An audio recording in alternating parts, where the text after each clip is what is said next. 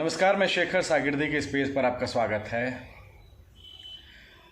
जातियों के जाल में जकड़ी बिहार की सियासत एक बार फिर ब्राह्मण और ठाकुरों के बीच उलझ कर रह गई है। एक छोटी सी कविता थी महिला आरक्षण बिल पर मनोज झा की ओर से जो पढ़ी गई थी राज्यसभा में।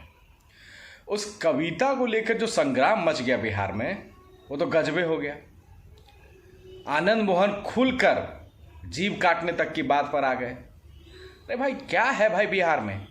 खैर, तमाम ठाकुर नेता, ब्राह्मण नेता एक दूसरे पर आरोप लगाते रहे। लालू यादव तक को भी सामने आना पड़ा, दलील देनी पड़ी, सफाई देनी पड़ी मनोज झा को लेकर। आनंद मोहन खुलकर बोलने लगे, चाहे वो लालू यादव हो, तेजस्वी यादव हो, तमाम लोगों के खिलाफ खुलकर बोलने लगे। अब उनके बोलने के पीछे की सियासत जो भी हो, लेकिन अभी तुरंत मनोज झा का भी बयान सामने आया है। अपनी कविता पर उन्होंने सीधे सीधे सफाई दी है। सफाई ये दी है कि इस कविता में किसी जात का कोई ये नहीं था, किसी जाति और धर्म पर उनका कोई निशाना नहीं था। वो ठाकुरों पे लिखी हुई एक कविता थी जिसको उन्होंने पढ़ा था। अब सीधे सीधे मनोज झा ने किस पर आरोप लगाया वो भी अब सीधी सादी आप सुन लीजिए।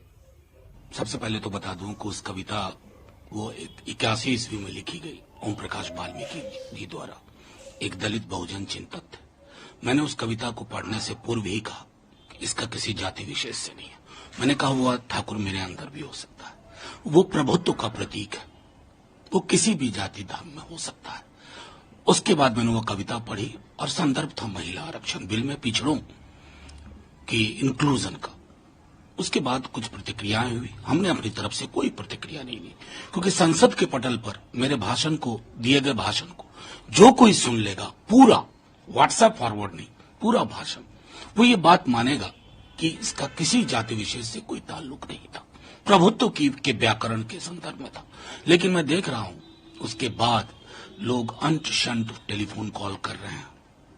एक अभी आया, तो इस तरह के कॉल्स में 72 घंटों में देख रहा हूं कि मेरी पार्टी ने लिखा भी, मेरे राष्ट्रीय अध्यक्ष ने खुल करके सारी बातें सामने रख दी। उसके बाद भी अगर ये विवाद है ना, तो इस विवाद के पीछे कुछ ऐसे तत्व हैं जिनको दलित बहुजन समाज की चिंता से कोई फर्क नहीं पड़ता, जिनको ये नहीं समझना है कि कविता क्या थी, उसके पूर्व और उसके पश्चात मैंने क्या कहा। अब जाहिर तौर पर अगर समाज की ये स्थिति है तो मैं क्या कहूं। लेकिन सर, जो धमकी